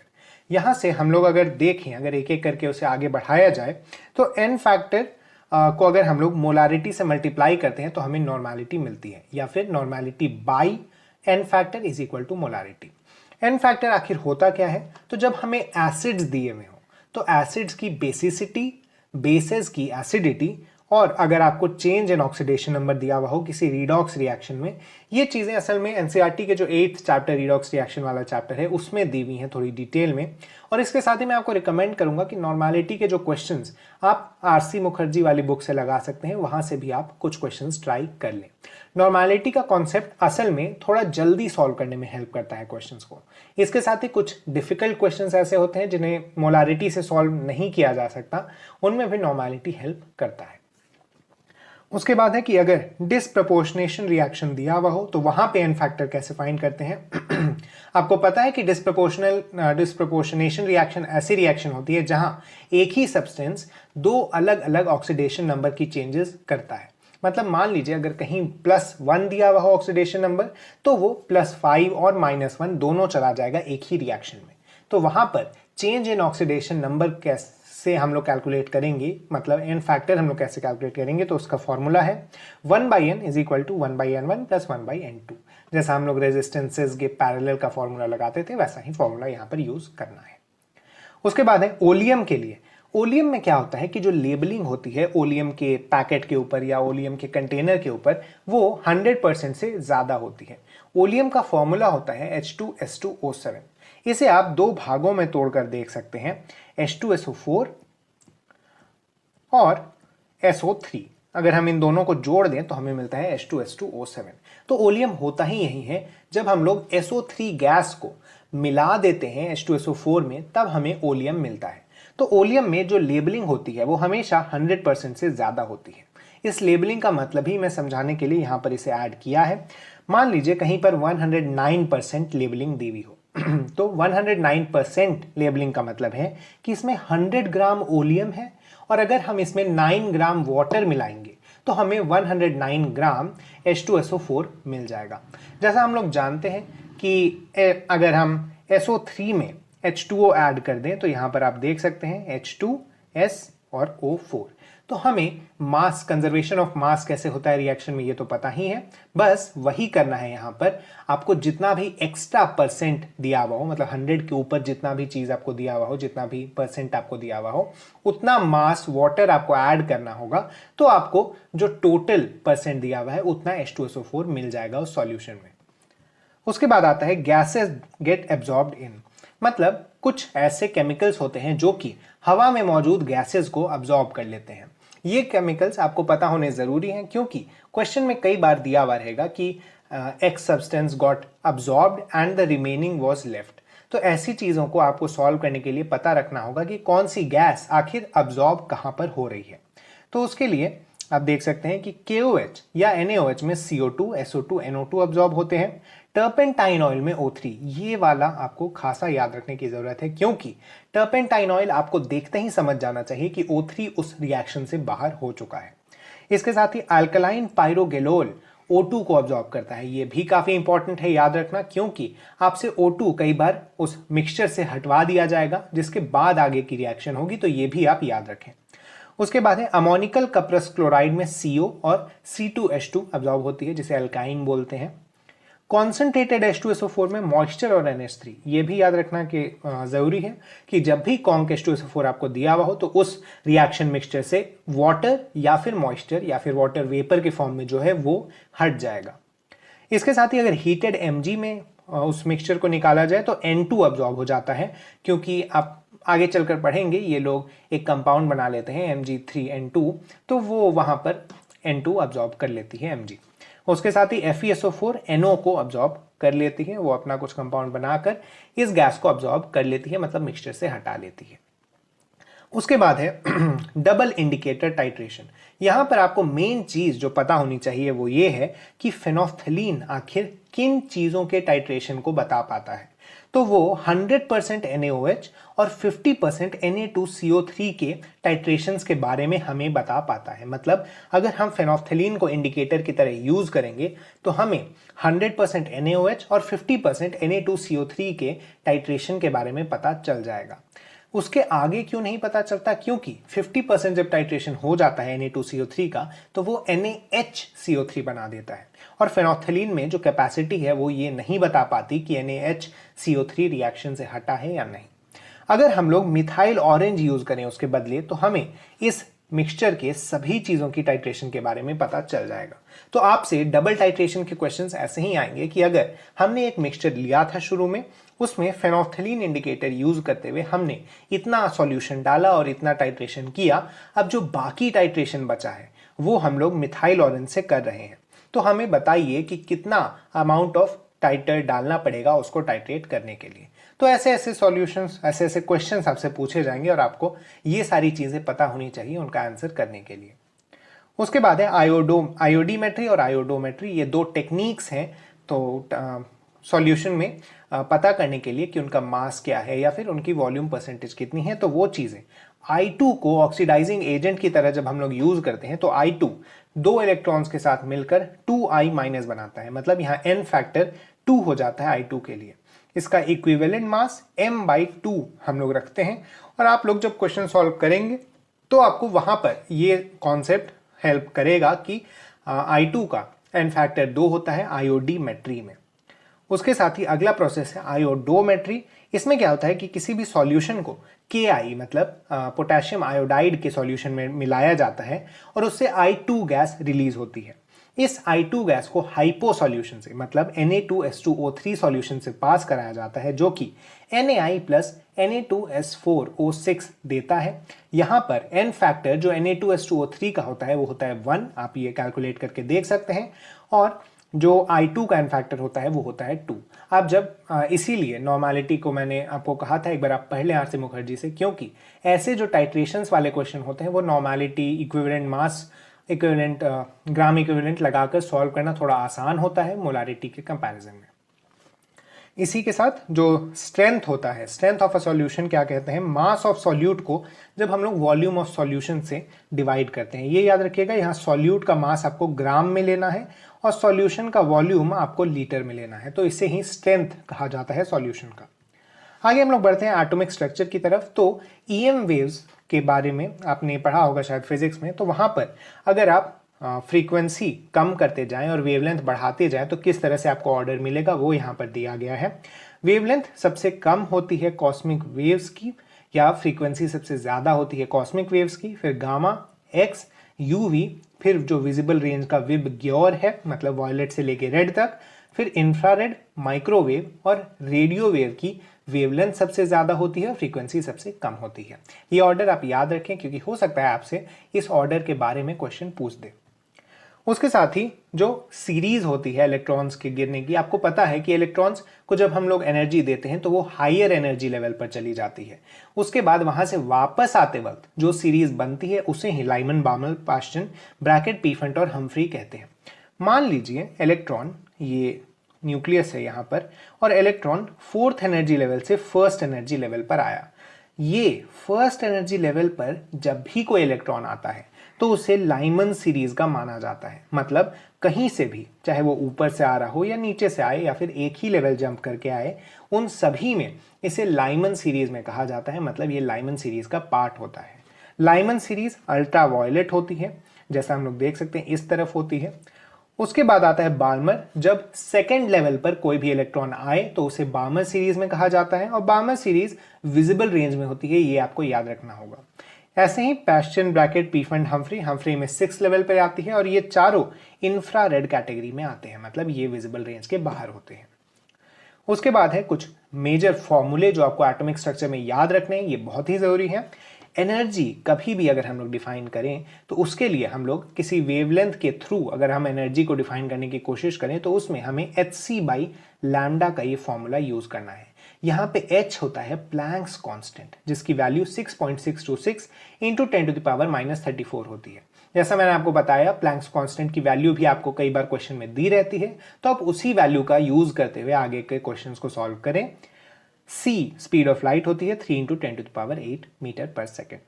ऐसा ही अगला एक फॉर्मूला है वेवलेंथ को इस इलेक्ट्रॉन के जंप्स से रिलेट करने के लिए, तो 1 by wavelength is equal to R into 1/n1² minus 1/n2²। यहाँ पे आपको n1 और n2 इस तरह से चूज करना है कि ये वैल्यू पॉजिटिव आए, पॉजिटिव लाएं। उसके बाद आप ऊपर नीचे देख ही सकते हैं कि वहां पर एनर्जी लगेगी या फिर एनर्जी लूज होगी, तो वो चीज आप कैलकुलेट कर सकते हैं। यहाँ R की वैल्यू होती है 1.1 इंटू 10⁻7 और 1/R की वैल्यू ये भी पता होनी चाहिए, क्योंकि मोस्टली आपको जो क्वेश्चंस आएंगे उसमें आपको वेवलेंथ को ऊपर ले जाके 1/R डालना होगा। तो यहाँ पर 1/R की वैल्यू 91.1 नैनोमीटर्स के बराबर होती है। अगला हम लोग देखें कि mvr is equal to nh/2π। जैसा हम लोग जानते हैं एंगुलर मोमेंटम क्वांटाइज्ड होता है एटम्स में, इसीलिए n इंटू h/2π। h यहाँ पर प्लैंक कांस्टेंट है, n वो नंबर ऑफ शेल है मतलब, और 2π की वैल्यू तो आप जानते हैं 2 इंटू 3.14 आप डाल सकते हैं वहां पर जल्दी सॉल्व करने के लिए। उसके बाद है r की जो वैल्यू होती है मतलब किसी भी रेडियस, किसी भी शेल के रेडियस की, वो ये होती है। इतना लंबा फॉर्मूला याद करने के बदले आप डायरेक्टली ये याद रख सकते हैं कि इसे सिंप्लीफाई करने पे जो आता है वो होता है 0.529 इंटू n²/z आर्मस्ट्रॉन्ग। ये याद रखिएगा कि ये जो यूनिट है वो आर्मस्ट्रॉन्ग है, मतलब 10⁻⁻10 मीटर्स। उसके बाद वेलोसिटी का भी सिमिलरली ऐसे ही लंबा चौड़ा फॉर्मूला होता है, जिसे आप शॉर्ट में याद रख सकते हैं 2.18 इंटू 10⁻6 z/n। एक एटम की एनर्जी जो होती है वो होती है -2.18 इंटू 10⁻⁻18 z²/n² जूल। ये याद रखने वाली बात है कि यहाँ पर जूल में होता है ये एनर्जी। अगर इसे इलेक्ट्रॉन वोल्ट में रिप्रेजेंट करेंगे तो 13.6 z²/n² के बराबर आता है। यहीं से अगर हम लोग टाइम पीरियड देखें तो टाइम पीरियड आप आसानी से निकाल सकते हैं। आपको रेडियस पता है, आपको वेलोसिटी पता है, बस वहां पर डाल देने से आपको मिलता है कि time period is proportional to n³/z²। ये भी याद रखें, क्योंकि हो सकता है आपको दो एटम्स के नंबर्स और नंबर ऑफ शेल दे दिया जाए और फिर आपको पता लगाना हो कि क्या उनके टाइम पीरियड्स का रेशियो होगा। उसके बाद अगला आता है photo electric effect. Photo electric effect क्या होता है कि मान लीजिए यहां पर एक मेटल रखा हुआ है, यहां पर हम एनर्जी देंगे फोटॉन्स के फॉर्म में, मतलब लाइट या फिर ईएम वेव्स के फॉर्म में। यहां पर एनर्जी आएगी, ये यहां पे मौजूद इलेक्ट्रॉन्स को हिट करेगी और इलेक्ट्रॉन्स को बाहर निकाल देगी यहां से। तो ये क्या होता है कि फोटो इलेक्ट्रिक इफेक्ट में इलेक्ट्रॉन्स को बाहर निकालने के लिए एक स्पेसिफिक अमाउंट ऑफ एनर्जी चाहिए होती है। इसे ही कहते हैं थ्रेशहोल्ड एनर्जी। जैसा मैंने आपको बताया था ऊपर hc/λ होता है एनर्जी का फॉर्मूला, तो बस यहाँ पर लैम्डा नॉट हो जाता है वो, जिसे थ्रेशोल्ड वेवलेंथ कहते हैं। और इसे अगर c/λ को हम लोग फ्रीक्वेंसी के बराबर लिखें तो वो h न्यू होता है, मतलब थ्रेशोल्ड फ्रीक्वेंसी। इतनी मिनिमम फ्रीक्वेंसी चाहिए होती है, मतलब इतना कम से कम इतना फ्रीक्वेंसी आपको लाइट का देना पड़ेगा अगर आपको इलेक्ट्रॉन को निकालना है बाहर। तो काइनेटिक एनर्जी, जो बाहर निकल रहे इलेक्ट्रॉन की काइनेटिक एनर्जी होती है, वो फ्रीक्वेंसी पर डिपेंडेंट रहती है। जैसा मैंने आपको बताया, एनर्जी फ्रीक्वेंसी पर डिपेंडेंट रहती है और इंटेंसिटी इन्फ्लुएंस करती है नंबर ऑफ फोटो इलेक्ट्रॉन्स को। आपको हमेशा ये याद रखना है कि ऐसा नहीं है कि एक फोटोन आके दे दिया कुछ एनर्जी, दूसरा फोटोन आके बाकी की एनर्जी दे दिया, ऐसे नहीं चलता है। आपको एक ही फोटोन में वो एनर्जी डालनी होती है, क्योंकि एक फोटोन हमेशा एक इलेक्ट्रॉन के साथ इंटरैक्ट करके उसे एनर्जी प्रोवाइड करता है। तो ये याद रखिएगा कि इंटेंसिटी ऑफ लाइट, मतलब कितनी लाइट पड़ रही है, इस पर डिपेंड करेगा नंबर ऑफ इलेक्ट्रॉन्स जो कि बाहर निकलेंगे, और फोटोन की एनर्जी पर डिपेंड करेगा, मतलब फ्रीक्वेंसी पर डिपेंड करेगा कि निकल रहे इलेक्ट्रॉन की काइनेटिक एनर्जी क्या है। उसके बाद है de Broglie's wavelength. De Broglie's wavelength होता क्या है कि किसी भी सब्सटेंस को जो कि मोशन में है वो वेव की तरह भी काम करता है और उसकी एक वेवलेंथ होती है जिसे हम h/mv कह सकते हैं। इसे अगर काइनेटिक एनर्जी के फॉर्म में लिखें तो हमें पता है mv उसका मोमेंटम होता है तो हम इसे काइनेटिक एनर्जी के फॉर्म में लिखते हैं h/√2m/ke। और इसी को अगर आपको चार्ज और पोटेंशियल डिफरेंस दिया हुआ हो तो इस तरह से आप निकाल सकते हैं h/√2qvm। अगर स्पेसिफिकली इलेक्ट्रॉन के लिए निकालना हो तो आपको ये याद रखना चाहिए कि यहाँ होता है lambda is equal to √150/v angstrom. ये यूनिट भी याद रखिएगा, क्योंकि कई बार क्या होता है कि क्वेश्चंस इससे पूछे जाते हैं, डायरेक्टली नहीं तो आपको ऑप्शन में ऐसी कोई चीज़ें दी रहेंगी जिसमें आपको मल्टी करेक्ट टाइप का चूज करना होगा, तो वहाँ पर भी आप वेरीफाई कर सके जल्दी से, इसीलिए ये सारी चीज़ें आपको याद रखना चाहिए। उसके बाद है हाइजेनबर्ग अनसर्टेनिटी प्रिंसिपल। वो कहता है कि किसी भी सब्सटेंस के लिए आप उसकी पोजीशन और मोमेंटम एक साथ नहीं कैलकुलेट कर सकते एक्यूरेटली। ये चीज़ बोर का जो मॉडल था एटम का उसे डिस्प्रूव कर देती थी। वो मॉडल पहले कहता था कि इतनी दूरी पर कोई इलेक्ट्रॉन इतनी तेज़ी से घूम रहा होगा और उस इलेक्ट्रॉन का इतना मास होगा, तो मतलब वहाँ पर हम लोग उसकी पोजीशन और उसका मोमेंटम दोनों डिफाइन कर दे रहे थे, तो उसे डिस्प्रूव कर रहा था ये अनसर्टेनिटी प्रिंसिपल। आपको बस ये याद रखना है कि डेल्टा एक्स मतलब जो एरर हो सकता है डिस्प्लेसमेंट का या पोजीशन का, और जो एरर हो सकता है मोमेंटम का, वो हमेशा h/4π से बड़ा होगा इन दोनों का प्रोडक्ट। अगला है कि हम लोग जब एटॉमिक ऑर्बिटल्स को डिफाइन करते हैं तो उसमें ये श्रोडिंगर की इक्वेशन काफ़ी काम आती है। ये इक्वेशन ऐसी है, आप बस इस इक्वेशन को फॉर्म में आइडेंटिफाई रखें। यहाँ पर जो डेल्टा है वो पार्शियल डिफरेंशिएशन को रिप्रेजेंट कर रहा है। पार्शियल डिफरेंशिएशन के बारे में आप लोग थोड़ा आगे चलकर पढ़ेंगे 11th या 12th में, और अभी के लिए बस आप इस इक्वेशन को इस तरह से याद रखें कि अगर आपसे ये क्वेश्चन पूछ दिया जाए, केवीपीवाई में तो इसे आने की ज़्यादा चांसेस है नहीं, अगर आपसे स्कूल एग्जाम वगैरह में पूछ दिया जाए तो आपको बस याद रहना चाहिए ये क्या है। उसके बाद है किसी भी जगह पर जो रेडियल नोड्स होते हैं वो होते हैं n-l-1। आपको पता है n जो क्वांटम नंबर्स हम लोग जब डिफाइन करते हैं तो n और l उसी में आते हैं, और आपको उन्हीं के थ्रू जो नंबर ऑफ रेडियल नोड्स हैं वो डिफाइन करने के लिए अगर दिया जाए तो आपको ये पता होना चाहिए कि रेडियल नोड्स n-l-1 होते हैं, एंगुलर नोड्स l के बराबर। तो आप अगर दोनों को ऐड कर देंगे तो आपको टोटल नोड्स मिलेंगे n-1। इसी के साथ कुछ स्ट्रक्चर्स हैं जिन्हें आप एनसीईआरटी में देख लीजिएगा कि नोड्स किस तरह से आखिर प्लेस होते हैं। अभी के लिए काम के ये फॉर्मूला है, आप फॉर्मूला को दिमाग में रखिए और अगर आपसे इस पे क्वेश्चन आता है तो आप उसका आंसर दे सकते हैं आराम से। उसके बाद है ऑर्बिटल एंगुलर मोमेंटम। जब हमें डिफाइन करना होता है तो वो होता है l × l+1 का रूट इंटू h/2π। h वहीं यहाँ पर प्लैंक्स कांस्टेंट है। स्पिन एंगुलर मोमेंटम होता है √s × s+1 h/2π। ये हमेशा आ जाता है √3/2 के बराबर। आपको पता है दो ही स्पिन क्वांटम नंबर्स होते हैं, +1/2 और -1/2। तो हम यहाँ पे किसी एक को भी अगर उठा लें तो हमें मिल जाएगा ये चीज़ कि √3/2 h/2π के बराबर हो रहा है स्पिन एंगुलर मोमेंटम। उसके बाद है मैग्नेटिक मोमेंट। तो मैग्नेटिक मोमेंट डिफाइन होता है नंबर ऑफ अनपेयर्ड इलेक्ट्रॉन्स की हेल्प से। हमें √n × n+2 कर देना होता है और बोर मैग्नेट्रॉन इसका यूनिट होता है और n यहाँ पे नंबर ऑफ अनपेयर्ड इलेक्ट्रॉन्स है। सिमिलरली स्पिन मल्टीप्लिसिटी भी डिफाइन होती है 2s+1 के थ्रू। यहाँ पे s हो जाता है number of unpaired electrons by 2, तो इससे आप इस फॉर्मूला में डालेंगे तो आपको मिल जाएगा spin multiplicity is equal to n+1। ये सारी चीजें आप याद रखें। कई बार आपसे आयरन की स्पिन मल्टीप्लिसिटी या आयरन के आयंस की स्पिन मल्टीप्लिसिटी पूछ देता है, तो वो चीज आपको पता होनी चाहिए। उसके बाद है पेनिट्रेशन ऑफ सबसेल्स और रेडियस ऑफ मैक्सिमम प्रोबेबिलिटी। ये दोनों के ऑर्डर्स आप याद रख लें, इनके बारे में हम लोग थोड़ा डिटेल में बाद में डिस्कस करेंगे। अभी के लिए आप इनके ऑर्डर्स को मेनली याद रखने की कोशिश करें।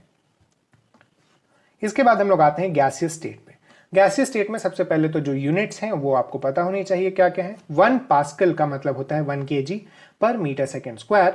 1 atm जो कि ऑलमोस्ट इक्वल होता है 1 बार के, वो होता है 10⁵ पास्कल। इसे 76 सेंटीमीटर ऑफ Hg या 760 मिलीमीटर ऑफ Hg भी कहा जाता है, और 1 मिलीमीटर Hg को 1 टॉर बुलाया जाता है। तो ये सारे यूनिट्स आप दिमाग में रखें। अगर आपसे क्वेश्चन इन यूनिट्स के बेसिस पर कंफ्यूज करने के लिए दिया जाए तो आप कंफ्यूज ना हो और इस क्वेश्चन को आसानी से अटेम्प्ट कर सकें। आगे हम लोग देखते हैं ये बेसिक आइडियल गैस का जो फॉर्मूला होता है PV = nRT। यहाँ पे R की वैल्यू 0.081 लीटर एटीएम पर केल्विन पर मोल। अगर आपको लीटर और एटीएम के फॉर्म में दिया गया हो तब आपको ये यूज़ करना है। अगर आपको जूल के फॉर्म में रिप्रेजेंट करना है तो 8.314 सभी स्टैंडर्ड जगहों पर, मतलब जहां पर भी आपको एसआई यूनिट्स में सारी चीज़ें दी हुई हों वहां पर आप यही 8.314 यूज़ करें। अगर आपको जूल के बदले कैलोरी दिया गया है तो वही 8.314 को 4.2 से डिवाइड कर लीजिए और 1.987 आ जाएगा। उसके बाद है डाल्टन्स लॉ क्या कहता है कि किसी भी जगह की जो टोटल प्रेशर होती है वो पार्शियल प्रेशर हर गैस की अगर हम लोग ऐड कर दें तो उसके बराबर होती है। पार्शियल प्रेशर को हम लोग कैसे डिफाइन कर सकते हैं? Mole fraction into total pressure is equal to partial pressure. Mole fraction होता है कि number of moles of that gas divided by the total number of moles present. तो ये चीज आप याद रखें कि आप डाल्टन्स लॉ के थ्रू भी आगे आप जब कुछ 12th में भी कुछ कैलकुलेशंस आपको करने होंगे तो डाल्टन्स लॉ उसका बेसिस बनेगा वहां पर भी, ये यहां पर आप याद रखें। उसके बाद है रेट ऑफ डिफ्यूजन अगर हमें निकालना हो या फिर उसकी ratio to be more specific तो वो रूट अंडर d2/d1 जहां पर d उसकी डेंसिटी है या रूट अंडर m2/m1 के बराबर होता है। अगर आपको टेम्परेचर और प्रेशर भी दे दिया जाए साथ में तो याद रखिएगा कि ये रेट डायरेक्टली प्रोपोर्शनल होती है p√t के। मतलब यहां पर आपको R1 दिया हुआ हो तो आप P1 T1 और M2 तो जैसा यहाँ पर ऊपर में आपको दिया ही गया था आप उसको P से मल्टीप्लाई कर दें p√t से। तो वैसे ही R1/R2 is equal to P1/P2 into root under T1/T2 into M2/M1। यहाँ पर जैसा कांस्टेंट टेम्परेचर और प्रेशर के लिए फॉर्मूला डिफाइन किया गया है, लेकिन अगर आपको डिफरेंस इन टेम्परेचर और प्रेशर भी दिया जाए तो आपको ये याद रखने की जरूरत है। उसके बाद है kinetic theory of gases. Kinetic theory of gases के पोस्टुलेट जो है वो आप पढ़ सकते हैं, एनसीईआरटी में 7 पॉइंट दिए गए हैं। अभी के लिए वहां पर आप 3 तरह के स्पीड्स डिफाइन करते हैं, उनके बारे में हम लोग जानते हैं। सबसे पहला है आरएमएस स्पीड। तो आरएमएस स्पीड क्या होता है कि हम लोग रूट मीन स्क्वायर करते हैं। मतलब सबसे पहले आप स्क्वायर्स के सम का मीन, मतलब स्क्वायर्स का मीन निकालते हैं और फिर उसे रूट कर देते हैं। आपको उल्टा चलना है, सबसे पहले स्क्वायर करिए, फिर स्क्वायर्स का मीन निकालिए और फिर उस मीन का रूट निकाल दीजिए। तो इस तरह से आपको जो वैल्यू मिलती है वो आती है √3RT/m के बराबर। यहाँ गैसेस के केस में वो √3RT/m आती है। एवरेज स्पीड आता है √8/πRT/m और मोस्ट प्रोबेबल स्पीड आता है √2RT/m। मोस्ट प्रोबेबल स्पीड वो स्पीड होता है जिसमें ज्यादातर नंबर ऑफ एटम्स या फिर गैस मॉलिक्यूल्स जिस स्पीड को फॉलो कर रहे हैं उसे मोस्ट प्रोबेबल स्पीड कहते हैं। अगर हम लोग इसका ग्राफ बनाएंगे तो ये आता है, सबसे पहले मोस्ट प्रोबेबल, फिर सी एवरेज और फिर सी आरएमएस। इसके साथ ही आपको ये रेशियो भी याद रखने की जरूरत है। ये रेशियो तब आता है जब हम इन तीनों को डिवाइड कर देते हैं, तो हमें ये रेशियो भी कभी कभी डायरेक्टली ऑब्जेक्टिव एग्जाम में दिया जा सकता है। उसके बाद है काइनेटिक एनर्जी जो एवरेज निकलती है उसमें सी आरएमएस का स्क्वायर करना है, न कि सी एवरेज का या सी मोस्ट प्रोबेबल का। ये चीज याद रखिएगा कि काइनेटिक एनर्जी भले यहाँ पर एवरेज लिखा हुआ है, लेकिन जब हम लोग स्पीड लेंगे तो हमें आरएमएस स्पीड लेना है वहां पे। इसके साथ ही हमें जब अगर प्रेशर निकालना हो कहीं पे तो हमें 1/3 N/m²/v इस फॉर्मूला से हम लोग प्रेशर निकाल सकते हैं। एक मॉलिक्यूल के लिए जो एवरेज काइनेटिक एनर्जी आती है वो होती है 3/2 kT के। यहाँ पे बोल्ट्जमैन कांस्टेंट है जिसकी वैल्यू R/Na मतलब 1.38 × 10⁻23 होती है। यहाँ पर R की वैल्यू वो वाली डालनी है 8.314 वाली, तो आप आसानी से ये डिराइव कर सकते हैं। इसी में अगर आपको 1 मोल का निकालना हो तो Na से आप इसको मल्टीप्लाई कर दीजिए तो आपको Na से मल्टीप्लाई कर देने पे आपको 3/2 RT आ जाएगा, जिसे आप 3/2 PV भी लिख सकते हैं क्योंकि 1 मोल है। उसके बाद है कोलिजन थ्योरी। तो कोलिजन थ्योरी में आपको जो याद रखने वाली चीज है वो है कि मीन फ्री पाथ का फॉर्मूला ये होता है। आपको ज्यादातर चीजों का वैल्यू दिया हुआ रहेगा और किसी एक चीज को निकालने के लिए कहेगा। मान लीजिए आपको ये सारी चीजें दी हुई हैं और आपको प्रेशर निकालने बोल दे, या फिर आपको वहां पर उस स्पेसिफिक केस के लिए R की वैल्यू वेरीफाई करने दे देगा। तो ऐसी सारी चीजें यहाँ पर आप इस फॉर्मूले से कर सकते हैं। उसके बाद है रियल गैस इक्वेशन। तो जैसा मैंने आपको बताया था कि आइडियली कोई चीज़ एग्जिस्ट नहीं करती है नेचर में। ज़्यादातर जो गैसेस हैं वो ये आइडियल बिहेवियर शो नहीं करती हैं सभी कंडीशंस में। जो रियल बिहेवियर है उसको डिफाइन करने के लिए हम लोग कुछ मॉडिफिकेशंस करते हैं आइडियल गैस इक्वेशन में। वो है PR मतलब P रियल प्लस AN²/V² और V मतलब रियल जो वॉल्यूम है माइनस NB। ये करके आप इन दोनों का प्रोडक्ट nRT के बराबर लिख दें तो इसे वॉन डेर वाल्स इक्वेशन कहते हैं। किसके नाम पे इक्वेशन है ये याद रखना जरूरी नहीं है, आपको ये इक्वेशन बस पता होनी चाहिए। आपको इनमें ज्यादातर चीजों की वैल्यू दी गई होंगी, आपको बस nRT निकालना हो या टेम्परेचर निकालना हो, ऐसी सारी चीजें आपको कोई एक मिसिंग चीज निकालने के लिए दिया जा सकता है। उसके बाद ही Z होता क्या है, असल में PV/nRT को कहते हैं Z। जैसा कि आपको पता है, अगर हम इस इक्वेशन को रियल गैसेस में अप्लाई करें तो ये 1 के बराबर होगा, सॉरी आइडियल गैसेस में ये 1 के बराबर होगा, लेकिन रियल गैसेस में ये रेशियो आइदर लेस देन 1 और ग्रेटर देन 1 होता है। जब ये लेस देन 1 होता है तो इसे नेगेटिव डेविएशन कहते हैं और इसे Z को कॉम्प्रेसिबिलिटी फैक्टर कहा जाता है। तो ये लो प्रेशर रीजन्स के लिए देखा गया है कि Z नेगेटिव डेविएशन शो करता है और Z की वैल्यू आती है 1 - AN/VRT। ये आप याद रखें, आपको हो सकता है इससे क्वेश्चन पूछा जाए। और हाई प्रेशर रीजन्स के लिए Z की वैल्यू होती है 1 + PB/RT। आप असल में ये आता कैसे है कि आप इसी इक्वेशन में जब आप कुछ चेंजेस लाते हैं, जब आप थोड़ी सी अजम्पशंस ले लेते हैं हाई प्रेशर रीजन के लिए, तो आप आसानी से उस Z की वैल्यू को लिख सकते हैं। इसके साथ ही इंटरमीडिएट रीजन्स में देखा गया है कि Z की वैल्यू 1 से छोटी होती है। उसके बाद आता है आइडियल और रियल गैसेस सेम प्रेशर पर हों तब हम Z के थ्रू कैसे बता सकते हैं कुछ चीज़ों को।